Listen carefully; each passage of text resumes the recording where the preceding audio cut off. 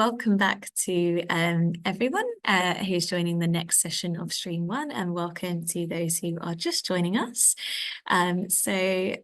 For the next session, it's going to be a panel discussion discussing how we can simplify donor journeys. And I'm really pleased to share that we are joined today by Ashley Hickman, who is Head of Supporter Experience at Scope, Kwesi Apple, who is Executive Director of Digital Marketing at Scope as well, John Ward, who is the Digital Specialist at Battersea Dogs and Cats Home, and Vicky Reeves, who is Managing Director at fundraising platform Go Donate. And just to add in, because I forgot to say at the start, so for sort of audio purposes, I'm a 28-year-old white female, and I have dark brown hair, and I'm wearing a blue charity digital t-shirt today. Before handing over to our panel moderator and content writer, Laura, just a reminder that all of today's sessions are going to be recorded and will be available along with the slides at a later date. Closed captions are available for today's session. And if you have any questions at all, please do pop them in the Q&A section and upvote the ones that you'd like to most see answered. If you do encounter, hopefully not, but if you do encounter any sound or image issues, then please do let us know in the chat, and we'll do our very best to get the session back to normal as soon as we can. So without further ado, I will hand over to Laura and our panel. Hello. Thank you so much, Tara. And thank you to everyone for joining us. So my name's Laura Stanley. I'm a content writer at Charity Digital, and for audio description purposes, I'm a white woman in my mid-30s with long blonde hair, and I'm also wearing my trusty Charity Digital navy t-shirt. So we're here today to talk about how to simplify donor journeys. Simplifying and improving online giving experiences can boost fundraising revenue by significant amounts. At a time where donors are more online than ever before, it is essential that charities provide a seamless experience to make donating easier for donors, matching the ease with which they shop, socialise and share online. And at a time when charity funds can be uncertain, removing any potential barriers to giving is also really crucial. So in this panel discussion, we're going to be looking at how the right donor journeys can make a huge difference to our fundraising, and how charities can boost giving while meeting the needs of their supporters. We will look into the evolution of donor journeys, the factors they should take into account, and what donor journeys will look like in the future. So yes, as Tara said, today I'm joined by Vicky Reeves, Managing Director at Go Donate, Ashley Hickman, Head of Supporter Experience at Scope, Kwesi Apple, Executive Director for Digital and Marketing at Scope, and John Ward, Digital Specialist at Battersea Cats and Dogs Home. Before we get started on the discussion, if I can just hand over to each of our panelists to introduce themselves and their experience with creating donor journeys, perhaps starting with Vicky. Sure. Hi, everyone. For audio purposes, I am a white female with curly hair, so I hope that helps, and a pink top. So that's me. In terms of me, so I've worked in the charity and digital sectors for a long time. I'm the founder of Go Donate, which, as Laura said, it's what we call a next generation donation platform. So it plugs into your website, takes donations, but it uses a very optimal user experience. And at the back end, there's lots of lovely tools to enable you to create campaign-specific journeys and do things like sponsorship, membership, and integrate with your back-end stuff. So that's me. So yeah, got lots of experience in the world of online donation journeys. This is what I live and breathe every day. So yeah, really looking forward to sharing some insights and tips today. Brilliant, thank you. If I hand over to Ashley. Yep. Hello, I'm Ashley Hickman, Head of Supporter Experience at Scope. For audio description, I am a white female with dark curly shoulder length hair, tortoiseshell glasses, and a black top. And in my role in supporter experience at Scope and previous roles I've held, supporter journeys and donor journeys are the main focus of what I do, and improving them and making them as easy as possible for our donors and supporters to continue giving and engaging with us is sort of the key purpose of my role. So quite a bit of experience there. Thank you. And Kwesi.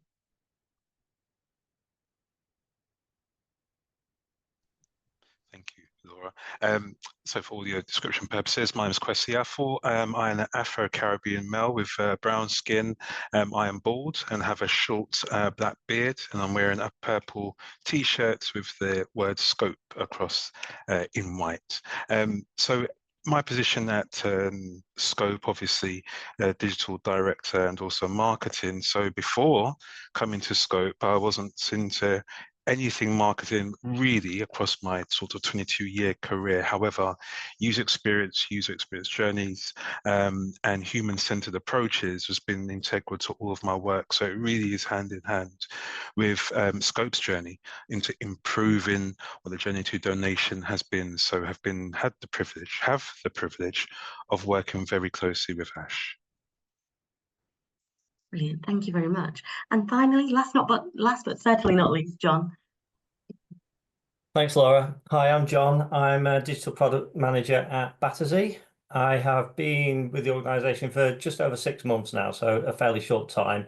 But previous to that, I spent 5 years working for Make-A-Wish in Reading and was brought on board there to redesign and relaunch their website and donor journey.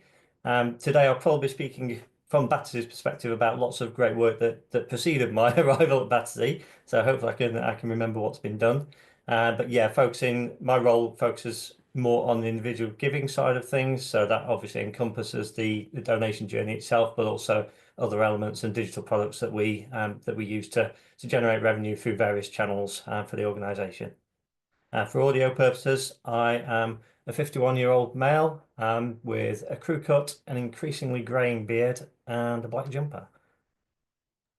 Brilliant, thank you very much, and thank you all for joining us. It's going to be a good discussion, I think. So yes, first question. What does your current donor journey look like, and how has it perhaps evolved over time? If I could start with you, Ashley.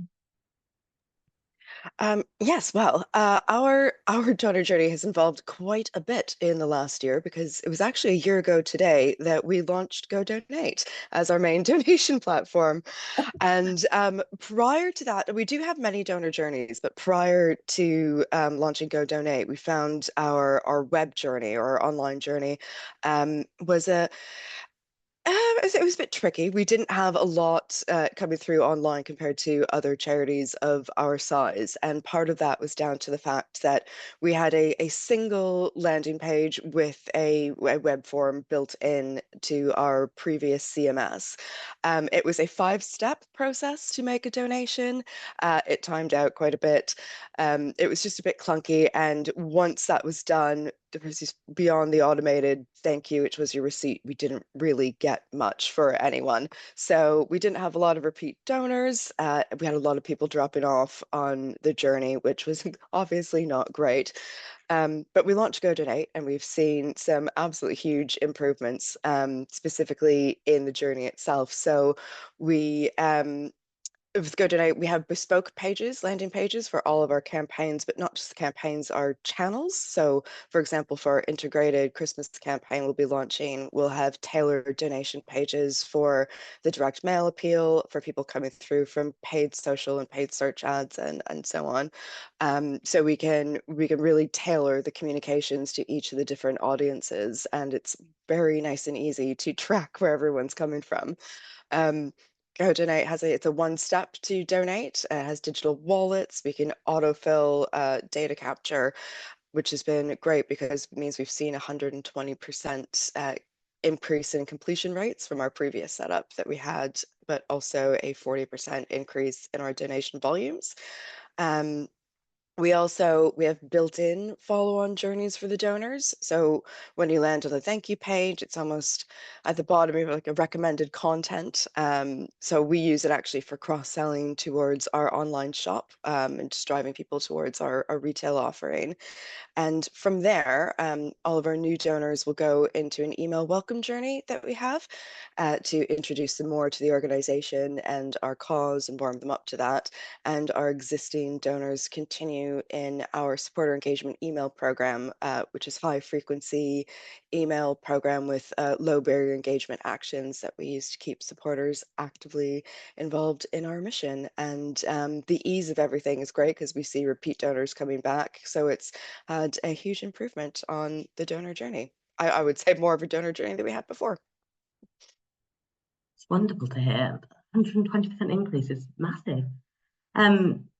Kwesi, could you talk more about how did you work out what donors have needed really as a team?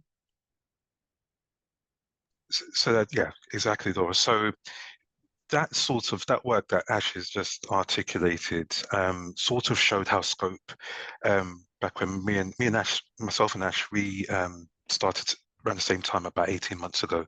So what we found when we came to Scope was that teams were working very much independently. So the team that looked after our website didn't really speak much to fundraising and how to help and support fundraising. It was just, well, we've got the donate button on our page. You know, our content management system, or CMS, directs people to donate. So we've done everything we can. Everything's looking good. We have 340,000 people that are hitting the website every month. So we don't see how we can improve, but it was only by working with my team and then working with Ash and her teams, that when you have that joined up approach, it really helped the digital team to understand, well, wait a second, is there more that we can be doing? And Ash and then Vicky came in and it was like, what's the journey like? So I then commissioned a very small piece of work for a user experience consultant just to say, have we got the best journey? And then we were able to see we do not. What happens is that out of, even though we get lots of different hits every month to Scope website, the journey was not great at all. And when people looked on our website for a mobile device, which we know a lot of people do now, because of the way optimized, the donate button wasn't present. And 90% of our traffic goes through a mobile device.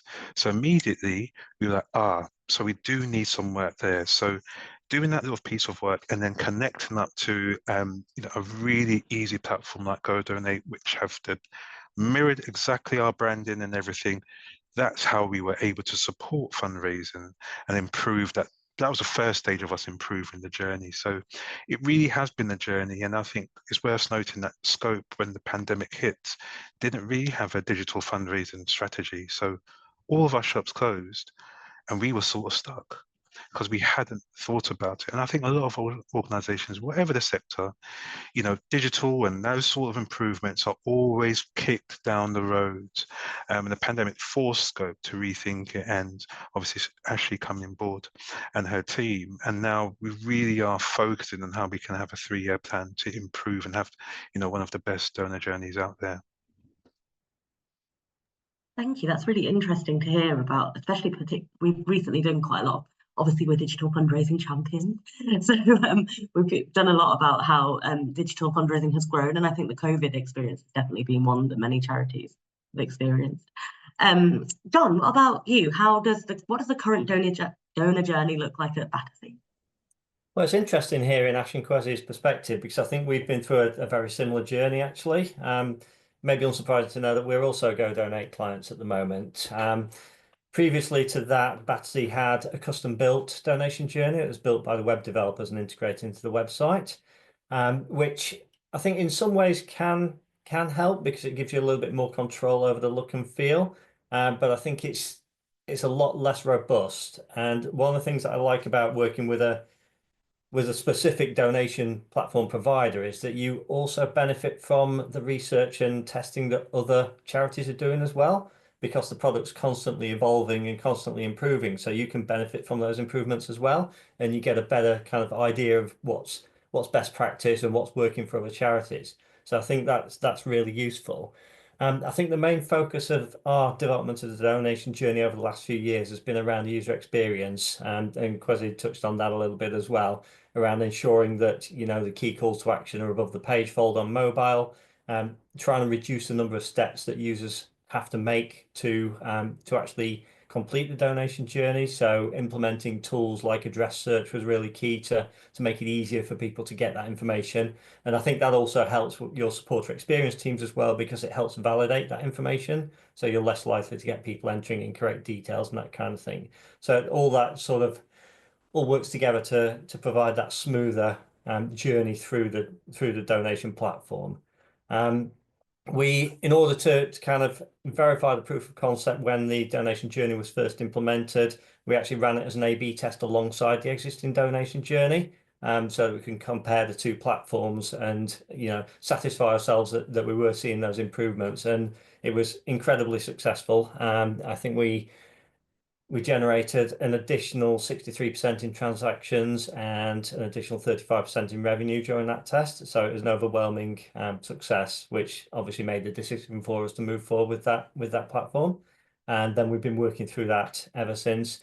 There's been a bit of a lull in the last 6 months since I joined, because we're actually undergoing a change in our optimization work stream internally as well, largely triggered by the sunsetting of our previous A/B testing tool and things. So we're just developing that and working through that. But we've got an interesting list of optimizations that are on there. So I'm sure Ashley and Crosby will attest. You don't put a donation journey live and then just sit there and wait for the money to start rolling in. It's an organic process, and there's always something that you can be testing and something that you can be tweaking to ensure that you are offering that that kind of class leading supporter experience, really. Oh, I'm excited to get into that later. I think it'd be really interesting. Vicky, as it sounds like you're the donor journey expert, how have they evolved over time? Yeah, sure. I mean, absolutely. Obviously been worked with lots and lots of different charities, but I think one of the things I wanted to just sort of stress for those that are listening really is that unlike sort of e-commerce shops, perhaps, where you are buying something and it's the only place you can maybe get it from, and you'll persevere to get through that checkout journey. With donations, donors don't need to donate; they want to donate, and that is a really big difference, I think. And so and it's a good mindset to get yourself into, because then that makes you think a little bit more the whole time about that journey. Because when people are arriving, if the journey is too clunky, or you're asking too many questions, or it's like Ash said earlier, there's 5 steps to go through, or it's confusing layout and lots of different fields and so on, it is going to put people off. And even if they really, really want to make a donation, it can happen that they kind of go, oh, okay, I'll come back later, I'll go make myself a cup of tea and come back, and then you've lost them. So you have to get it into a really, really quick, it's easy as possible donation experience, and I can't stress that enough. And there's actually an industry benchmark by M&R Benchmarks. It comes out every year, and the industry benchmark for donation landing pages, the conversion rate is 21%. So that's people who've clicked that donate button, they've shown an intention to make a donation, and still only 21% go through to make that donation. And that's across lots of leading charities, which is still, I think that's really, really low. So and if you'd manage to, let's say you're a charity that gets, I don't know, maybe you're a smaller charity, you have £100,000 a year that goes through your website, let's say, in donations. If you manage to change that 21% to 23%, that's an extra £10,000 a year just from optimizing that journey. So, and this is where, which is why, charities like Scope and Battersea are doing testing, because every little tweak, can really make a big difference without having to throw lots of extra marketing money at it. So that's my bit to say about that. Thank you, that's great. And it leads us really nicely into the next question, actually. So what considerations do go into your donor journey? Kwesi, you mentioned there's a 3-year plan. What can you just talk us through some of the elements? Oh, sorry, I think mute. Apologies. It's actually Ash's 3-year plan, which we are trying to enable. So I'll revert to Ash in a second. But what we are really thinking about is how we join up the user journey. There are different ways in which people engage Scope. How can we naturally and organically be able to present a really engaging journey that our donors can go to? So not just thinking about maybe the direct approaches, but how can we, something which I thought about is how can we have stories that people can really get behind? So apologies, I'm probably reflecting and showing my age, but there used to be an advert for a popular gravy granule called, name's left me, Bisto, I think it was. And there used to be a family, different parts of the year that you would see around this, and you'd be able to follow the journey and be able to connect that family, even the actors that played them, with Bisto and all of that. And I would very much like to think how we can do that to support Ash's 3-year plan. And it's going to take changes to my team. It will take changes to the way in which we spend funding to make sure that we are enabling fundraising, not saying to fundraising where you've got to take care of all of that because we've got to keep the lights going and make sure we have laptops for our colleagues. But what it really is a rethinking how we do budgets to enable Ash's team and how we bring together some funding as well, because we know it's a very tough market for charities. But I'll let Ash explain some of the specific points of the 3-year plan. Thank you. I think that I touch on one thing, a consideration that we always make is, again, is how to compel people or bring them in with that very compelling story to want to make that move, to give, to convert that, I guess, what, 79% who are pressing the button but not donating. And there are various ways that we look to do that, and specifically, within our wider journeys and the follow-on journeys that we have, and the journey that we have leading up to when someone donates. In terms of the actual action, I think of being able to donate, and John touched on this a bit when we talk about the accessibility and the user experience of it. One thing that we're always considering, especially as a disability charity, again, is the accessibility, and having on the donation forms that we have the autofill option, the postcode lookup, is anything that to actually make the journey so much easier for people once they have landed on, well, hopefully with the 21% who are landing, but able to convert them, by making it as simple as possible and just as accessible as possible for anyone. So, there's the work is twofold, I suppose, in that way. There is what we are doing to compel the people to give them that great story, to bring them in the first place and make them want to donate. And then our considerations once we get to it is actually how do we make it as simple as possible? How much can we automate for them? One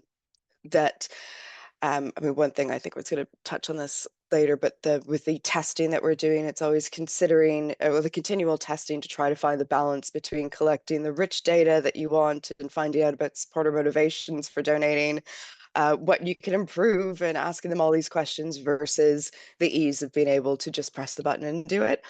So it's a fine balance, and a lot of this 3-year plan involves, like I said, just a lot of testing and learning, really, whether that is the story that we're using to bring people into the cause, how we keep them engaging beyond the point of donating versus what is actually happening when they land on that donation page. So lots of considerations. I have a very long list. Well, thank you very much. I'd love to see the list, but I feel like it'd be helpful for an half. John, what considerations, you said it's constantly involving the donor journey. So what's the biggest what are the main considerations in your donor journey? I think a key for us is that consistency of messaging, to ensure that people, when people see your marketing on other channels, that they land on donation journey and it kind of clicks with them and they know what you're talking about, and they kind of are seeing content that they're expecting to see. And I think that content needs to be engaging and needs to provide a strong case for support as well, to kind of maybe get those 79% who are teetering on the edge over to the next stage to make that donation. So we do implement individual landing pages on a campaign specific basis, so that the messaging that we're putting on those pages is relevant to the adverts that we're putting out. The suggested donation amounts tie up. That in itself can be a bit of a challenge, which we've found, because you have potentially different suggested donation amounts on different channels. So for instance, we'll have a DRTV ad going out with a £3 regular giving ask, whereas putting a £3 ask on our social media ads may be counterproductive because we know our average gift is higher through those channels. So it's trying to figure out how to deal with those kind of questions without having to build out a dozen different appeal pages for each appeal, all with different amounts and things like that. So trying to build that consistency, but also in an efficient way, so that there's not as much strain on our resource, and it's a little bit easier to manage from the internal perspective. Some of the things that we've been testing on the donation journey are around impact statements. So we've always had, you know, the small captions next to each amount suggesting what your donation may achieve, but actually more broader impact statements around, you know, the current need for funding and the you know, the impact that your donation will have right here, right now on the charity as a whole. And we found that to be quite successful. So that's something that we're looking at implementing in the new year. We want to do some further testing around the actual statements that we use on that process as well, because you know, the original test was only run with a couple of specific statements, so we want to make sure that the messaging is right before we push that out, really. And in terms of the considerations around the actual journey itself and the structure of the journey, I think Ashley touched on this slightly around there seems to be that ongoing kind of balance that you're having to maintain with the internal departments and the user journey around. There's always that need to collect as much data as possible so that you can manage that and ensure that your, you know, donations are coded to the right area and that kind of thing. But the more information you ask for, the more steps you're adding to that donor journey. So at the moment on our donation journey, we're asking, you know, what type of donation it is, whether it's come from fundraising, whether it's a cash donation, then motivation for donating, and then you get into kind of marketing consent and things like that. So there's lots of steps there, and I think there's a really interesting conversation to be had around what's necessary versus what you can live without to improve that donation journey. Is it more important that we know exactly where a donation came from if we're receiving less donations off the back of it? So I think that's one of the things that we want to focus on over the coming months is looking at really digging into the data that we are collecting on those forms and how we can kind of really make that donation journey as clean and as efficient as possible, but without kind of losing those key insights.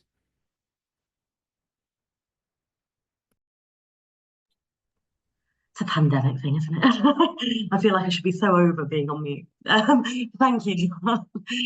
That's really interesting. I think it's definitely something we're having, you know, we've seen at Charity Digital as well, like how much data you need, and yeah, fill those forms, you've only got so much room, and then it adds all those steps. Vicky, what considerations would you put into a donation journey? Sure. So I think the others have already said a lot of good points already. So I think the only one I would add to that is around digital wallets and payment choices. This is something we've really seen make a significant difference to online conversion in terms of, you know, getting that percentage higher of how those that go through and donate. So being able to offer Apple Pay, Google Pay, PayPal is really, really important. And to do it in a way that is not just sort of at the end of the journey after you filled out the forms anyway, because that's kind of defeats the object of it. You want to be able to do it so that, you know, in a way that if you use those types of digital wallets, that it saves the user having to enter in a lot of the data. So, you know, the way that we do it with Apple Pay and Google Pay and PayPal, for example, is that it means that the user doesn't have to type in their email address, their home address, their name and so on. So you're starting to get closer to that one-click donation experience. And we typically see, you know, stats wise now, so across all different devices, including desktop, we typically see around 40% are digital wallets and 60% are card. Obviously on mobile, it's significantly higher, as you'd expect. But also digital wallets are really important, not just for one-off donations, but also for regular giving as well. So there's been various testing that we've done with other charities that around testing the conversion of offering just direct debit or offering direct debit and the other digital options as well, of card and the digital wallets, and we've seen a significant difference in conversion. So and again, you know, typically now with regular giving, where charities are offering direct debit and these other options as well, we're seeing roughly a split of around 60% of direct debit and 40% other ways as well. And that's changing every year. It's going up every year, and that's across all different devices. So yes, you know, if one thing you take away today is definitely digital wallets is something that will help your journeys. That's really interesting, especially like from a personal perspective. I think, yeah, I don't know, it does make life easier, doesn't it? It does, doesn't it? It's just, yeah, just put your thumbprint on and off you go. You made the donation without thinking about it. And I didn't know it could be used for regular giving. So that's really interesting, and I hope we see more statistics around that coming out. Yeah. So the final question is, So what do you hope donor journeys will look like in the future? It's quite a big question. If I start with Ashley. Um, where do I start? I think, I mean, we've talked about it quite a bit, and John's mentioned it a bit, but I mean, they're always going to be evolving, and I think they need to continue to remain fluid, and all we can do is continually um, test and optimize as we go. I don't think they're ever going to get to a place that it's perfect, job done.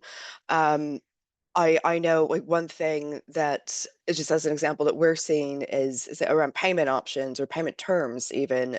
We're getting a lot of people phoning us up through supporter care asking to change a payment term from a regular monthly direct debit to a quarterly. And that's, you know, an option that we like to test is, again, we want to make a donor journey as easy for people as possible, whether that is through automation, having the digital wallets, again, finding that balance between the need to have data capture and the nice to have data capture, and just really finding the tipping point of where people are engaging the most. So I think in future, I mean, that, like I said, they'll continue to evolve. We'll continue to be chatting here possibly this time next year about what we've learned, best practice. But I think we constantly just need to learn from each other, learn from all our testing and our own internal benchmarks. Because yeah, I think I would love to see them improve, but we're only going to be able to do that by continually evolving them, really. I feel like that was a bit of a cop out, but it's just I think it's the only way to describe it, really. Not at all. It's like asking you to predict the future, especially when there's new technology coming out all the time. You know, the importance of being flexible, it seems is going to stick around. So yeah, and that means having your plan be flexible as well, I assume. Absolutely. John, what about you? What do you hope for donor journeys in the future? Well, it's an interesting question because I think it's less about what I hope. I think you have to listen to your supporters at the end of the day. They're going to drive the way that your processes are optimized, and it's about giving the supporters what they want and making their life as easy as possible. So I think, you know, we're going to continue doing as much research as we can into user behavior. One thing that we found really useful in the last couple of months actually is we've started sitting down and having conversations with our supporter experiences team, because they obviously speak to our supporters on a daily basis, and just digging into them as to, you know, getting their take on kind of common gripes and things that people come up with on the donation journey. So I think that's a really good way to get kind of, you know, sort of anecdotal insights from people without, you know, starting to put lots of pop-up surveys and things. You know, we do use surveys on the website, but I think putting a pop-up survey on the donation journey would be counterproductive because you're immediately putting a barrier to completion on there. So you've got to be quite clever about how you obtain that data, I think. Moving forward, I think trust and transparency are going to be increasingly important. So I think you need to bear that in mind when you are looking at implementing new digital tools. I know there is one not so much donation journey provider, but a fundraising platform provider who have implemented an app that allows fundraisers to actually collect donations on their own phone, just using NFC technology. So you can just tap your phone to make a donation, which is a great idea. But then you have to think about whether people will trust that. You know, would you feel comfortable tapping your device onto a random stranger's phone to give money across? So I think we need to bear that in mind around those kind of security measures and then how people will kind of envisage those. I think Ashley made a great point around flexible giving options. I think, you know, that traditional sort of monthly donation is maybe becoming a little bit too restrictive, especially in the current climate, and maybe giving people the option to manage their own donations. So giving people the ability to go in and adjust donations, maybe take a break of a couple of months if things are a little bit difficult, that kind of thing, and giving people more control over that. That would also kind of help from a resource perspective, because if you give people that sort of self-service aspect, then it's less pressure on your supporter experience team if people need to make those changes. You know, using some of the technology that the banking apps have where you can easily freeze your card at the click of a button, that kind of thing. Developing those into your user journeys, I think, could be a really interesting way to move things forward. Thank you. It's definitely interesting about trust as well, and how new ways of gathering money can be impact what we already know, basically, and what we know and trust. It's interesting. Kwesi, how about you? What do you hope for donor journeys? So what I hope for is essentially what both John and Ash have said. I think it really has taken a human-centered approach to our journeys, really listening to our supporters, even thinking about the digital tools we have within our own infrastructures and seeing how we can make them more low code based, which so what I mean by that is a less of a dependency on professional coding to tweak and respond to changes in behavior, but allowing systems that our own teams internally can be able to tweak and support. So if Ash said, we really do need to think about how the wallet looks, like, can we talk to the team? Then our team can just do that and us not worry about, obviously, the ever shrinking budgets we do have as a charity to be able to be agile. Also, it'd be great for, what I was thinking of is other ways for people to donate. So if, for instance, they needed a payment holiday, but they had 3 old iPhones, which they think, it'd be great to donate. In that time, I'm not able to give a monetary donation. How could we set something up within our charity to receive those donations? Be able to then sell those donated goods maybe through our e-com sites, our online shop, so then people feel that even if they haven't got that cash, as it were, to be able to send in, they could still donate, and then in that way they are still able to continue the donating journey. So really trying to turn it on its head. I'd love to see that in the future, and to think of different innovative ways to keep supporters with us. I feel like the fundraising sector is particularly creative, so I'm sure we'll see lots of innovation over the next. I mean, even throughout this conversation, the amount of innovation we've heard about, it's a lot. So it's exciting. Vicky, speaking of innovations, what do you hope for donor journey? Yeah, so I mean, we're always striving to get to a one-click donation experience. That's what I'd love to see. We tried also when Amazon Alexa came out, we wanted to do voice donations, and we launched voice donations using Amazon Alexa. But sadly, about a year or so ago, Amazon stopped that in the UK, so we can't do it. But to get to that place where you could just say, donate now and it just magically happens, it would be amazing. Or whether you type that or whether you say it doesn't matter. But I think in terms of just going back to payment options, so I mentioned about digital wallets earlier. One of the things that we're looking to introduce next year as well is around instant bank pay and paying through open banking. So this has sort of slowly been taken off in the background. So the ability for you to, when you go to make a donation, for it to connect up to your banking app on your phone, and so you actually make the payment through there, but it links up with your website. I think that one of the reasons we haven't launched it yet is because of the fact that the user journey isn't brilliant with it, because you're sort of sent off to your banking app and then you kind of go back to the website again. But we do know that the technology there is improving, and so we'll absolutely be ready for it, because I do think that is a being able to pay using your banking app, well, there's benefits to the charity because you're not paying credit card fees. So it's absolutely brilliant from that point of view in terms of income. But it's also from a security point of view, obviously people trust their banking apps and so on as well. So I think that's an area that we see growth as well. From a digital, and we're always keeping an eye on what payment options are coming through. And to be honest, most of the payment side of the world of payments at the moment is generally the banks and the credit card companies putting in more steps to make it harder, not easier, unfortunately. So it's always a constant battle, to be sort of fighting about that, because they want to reduce fraud. Completely understand that, but making it harder to donate online is not the direction we all want to go in. So yeah, it's constantly working with the regulations. Yeah, spinning plates, isn't it? Exactly. Fundraising, a lot to think about. We've had quite a lot of questions in, so if I head to the questions, is that okay with everyone? So do you have any advice or thoughts on reducing the amount of steps involved without compromising on data capture for further supporter journeys? Is there anyone that would like to take that one? I can answer that one. Two ways to do that. So one is you can reduce the number of steps, but then you can do what's called almost like a dynamic we call it like a dynamic one-page process. So in other words, only sort of show visibly any questions if they've gone down that route. So for example, if somebody ticked the box to say, I want to make a donation in memory, only then does it reveal the extra questions to it. So for those that don't tick that box, it looks like a simple form. For those that do go down that route and you need the extra questions, then that can come up.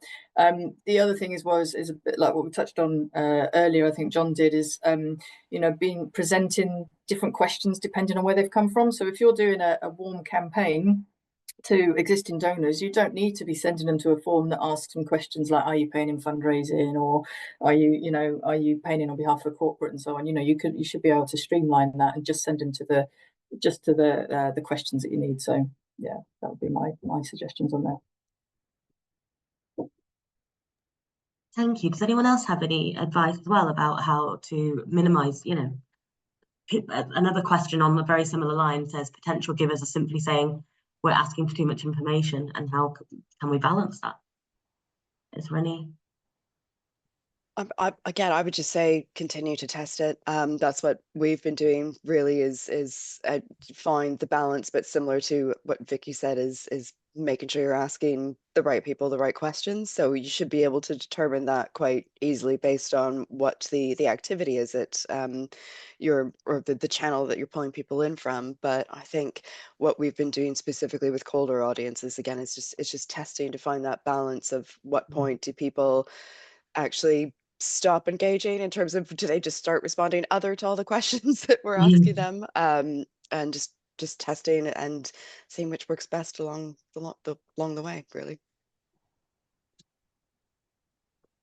I was just going to add to that. It's probably repeating the answers anyway slightly, but yeah, it's good to look at what information you can capture without actually having to ask the user for it. So you can use URL parameters to populate hidden fields and things if you know they're coming from particular campaigns or particular messaging, that kind of thing. So capture what information you can in the background without having to ask people to repeat that information. Brilliant. Thank you. That's really helpful. There's actually a question directly for you, John. How are you testing your impact statements? Well, as I mentioned at the start, we're currently onboarding a new A/B testing platform. So we're working with our brand team and our insights team to generate potential messaging that we can use in those impact statements, and then those will be served on A/B tests to a proportion of our site visitors. So we've already done some of that testing to kind of verify the proof of concept that does show an increase in conversions, but then we just want to do some further testing on the actual messaging that we're using to see if we can kind of fine tune that before we agree on a route moving forward. So yeah, basically A/B testing is the easiest way for us to do that. And just to reiterate for me, the impact statements, are they going into emails or sort of thank you emails, or are they going directly when you get the little screen saying thank you for your donation? No, this is actually on the donation journey itself. So underneath the main call to action, so further information in there will be information about how it costs, X amount to run our centres per day and that kind of thing, to give people that strong case for support to actually make the donation in the first place. We do, obviously, those people then do go into an automated supported care journey where they'll receive emails with more general information about the charity and upsell messages to try and convert one-off donors to regular donors, that kind of thing. But yeah, the impact statements I'm talking about are actually part of the donation journey itself. Brilliant, thank you. Just wanted to get it straight in my head. Thank you. So does anyone on the panel have any research, data, or info about donors' feelings on actions around platforms requesting or defaulting a contribution to platform costs? Yes. So do donors generally like donating the contribution to platform costs? I can give you some stats. I do know that so on ours we do have it optional. You don't have to have it, but there's an optional. Would you like to cover the donor cover fees? Would you like to cover the fees? We, from testing that we've done over the last sort of 2-3 years of implementing this, we haven't seen any negative reaction to it. We haven't seen any negative impact in terms of conversion rate by those charities that do have it on. And we typically see, it varies, but it typically is around sort of 60% of people will tick the box to opt in. I think you do have to be careful how you say it and how you do it. I know that there are some other platforms where it's a bit more, almost you have to untick it, or you have to sort of, you feel like you're being forced to sort of give that extra donation or extra amount. And I think when it's on your own charity branded site, you need to do it in quite a sensitive way to sort of like say, look, and I think there's an education piece as well. I think generally a lot of donors don't realise that there are fees, in the same way that, I was chatting to somebody the other day actually about going into a shop, and we were talking about paying by cash or paying by card, and they were sort of like saying, well, it costs the same thing. I was like, actually, no, to the shop owner, it doesn't. Those shop owners have to pay a percentage or a fee for every time somebody makes a card payment in their shop, which is completely different to cash, which is, so, and I think it's an education piece as well. But yeah, we've not seen any impact. I don't know if John or Ash have seen any impact from their charities of anybody having concerns about it where they've implemented it. No, we've never heard anything anecdotally from anyone, and we do see about, using obviously the GoDonate platform, but between regularly 65 and 70% of people will choose the option to add just to pay for the fee. So that's been really great to see, but we haven't actually had anyone say anything negative about it. Now, from our perspective, it's not something we've ever had on our donation form, so I don't have any further information on that. Just from a personal perspective, and going back to Vicky's point about being careful how you word that, I wonder if it could be worded in a way to turn it into a positive, because a lot of people are concerned about not all their donation going directly towards a charity. And obviously the platform fees are one of those things. So there is that element of transparency there to say that if you want all of your £10 to go to the charity, then you can add a little bit extra on to cover those to ensure that you are given the full donation. So I wonder if there's a way of wording that in a positive way to try and persuade people that is a route they want to go down. Definitely, that's the right approach for sure. That's really interesting. But yeah, as Vicky said, from a transparency point of view as well, like because people don't understand necessarily what the donations have the fees, and I think it's when you do realise you want to help, don't you? So I think that's interesting. If you were thinking of starting to build a specific digital fundraising team or strategy, where would you start? That's a big question. Does anyone want to take it first? It is a big question. I'm going to pick on Ashley, if that's okay. Building a specific digital strategy and fundraising team. Was that I think it's almost, I don't know if this sounds too easy, but I think it's just putting the supporter at the heart of what you do, starting with them and thinking about, I mean, you should never, I can say you should never, that would be wrong. Obviously, we do need to do the best for our charities, but we couldn't do what we do without our donors. So we need to be thinking about them first, and it should be about what they need, considering what they need from us, what they want from us, what they want to see. So I think any digital fundraising strategy needs to be based around that. So how do they want to consume content? Where do they want to consume it? What kind of content do they want to consume? How do they want to give? And just looking at, we need people there to look at all of the research, have some, not just the data that we're seeing from our CRM systems and what we're hearing anecdotally from supporter care teams, but also looking at the data that we're seeing from our backends of donation platforms, from our CMSs, or our websites, from analytics, and actually, yeah, just hearing anecdotally what the supporters want in addition to looking at behavioral stuff. But I think absolutely it needs to be donor centric, because we wouldn't be here without them, really. So we need to be thinking about what it is they want so they continue engaging with us. Totally, thank you.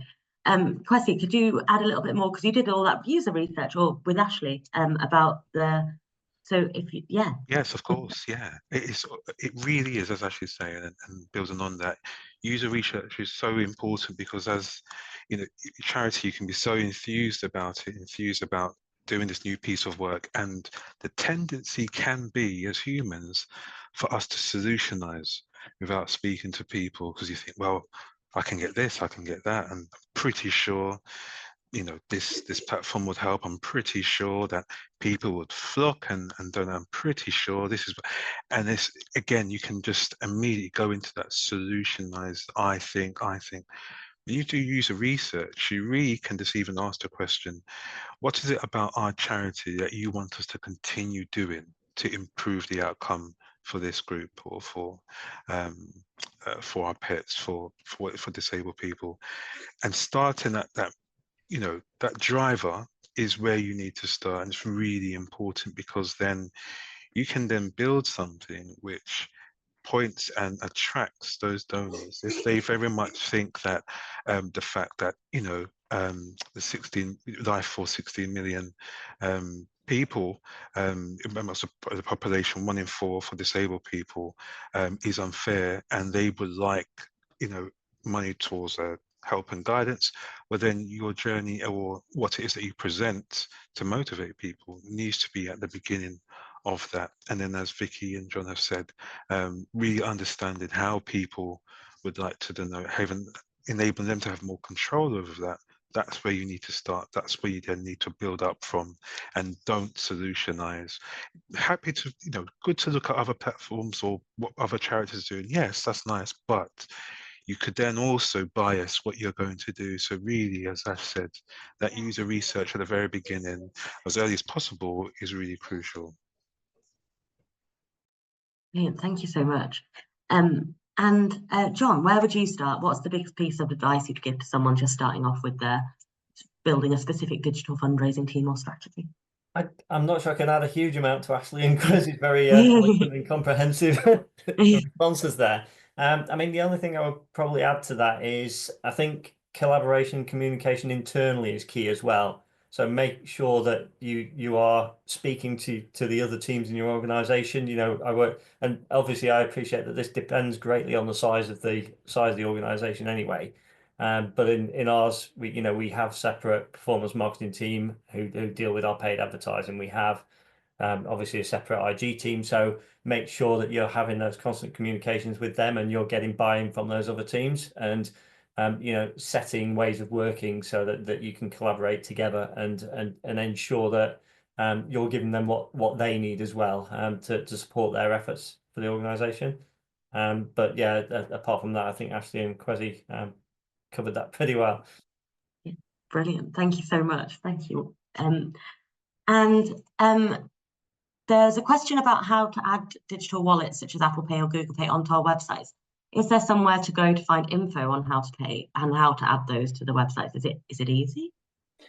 It's not always easy. It depends. So it depends on what you use at the moment and how you do it. If you've built it yourselves and you don't use a platform, then you'll be integrating directly with a payment provider such as WorldPay or Stripe or SagePay or one of the other ones out there.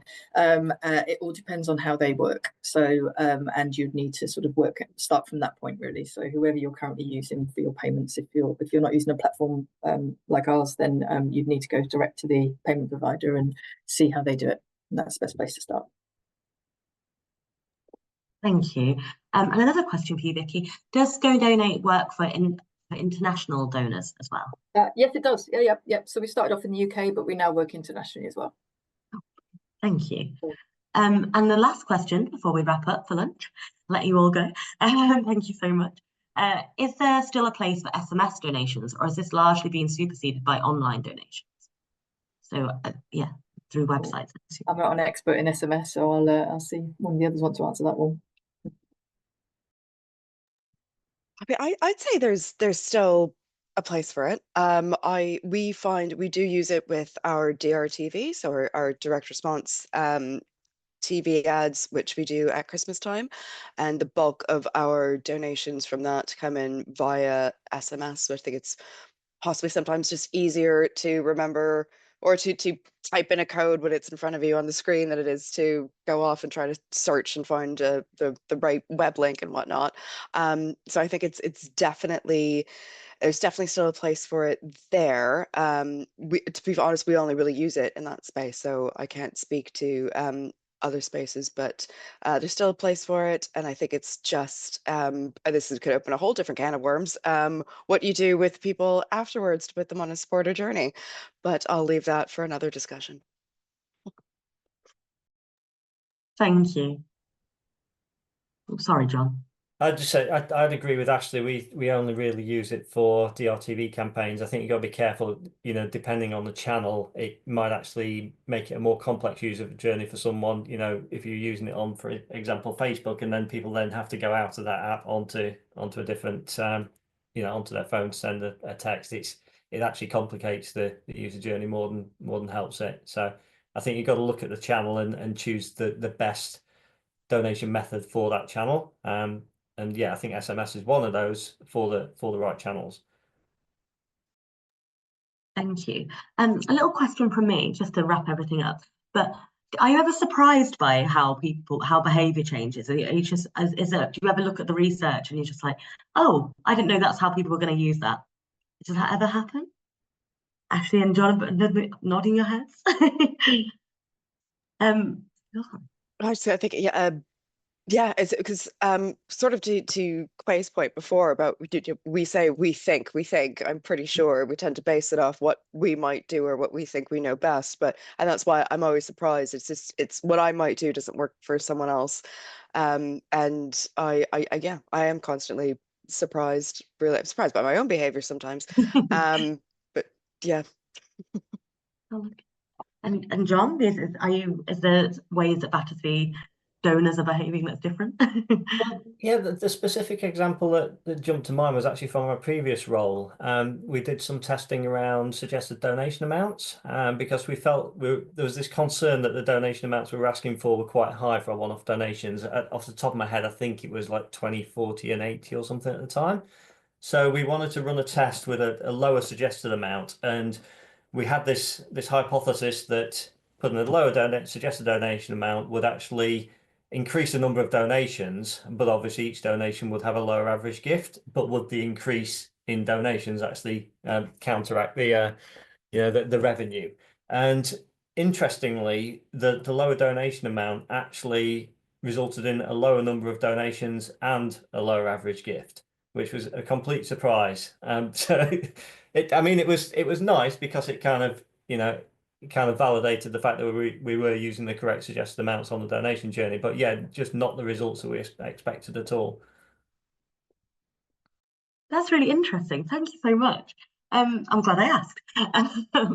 Yeah, I'll hand back over to Tara now, but thank you so much to everyone for joining us, and thank you to all the panelists. It's been really insightful hearing everything about donor journeys. Thank you very much.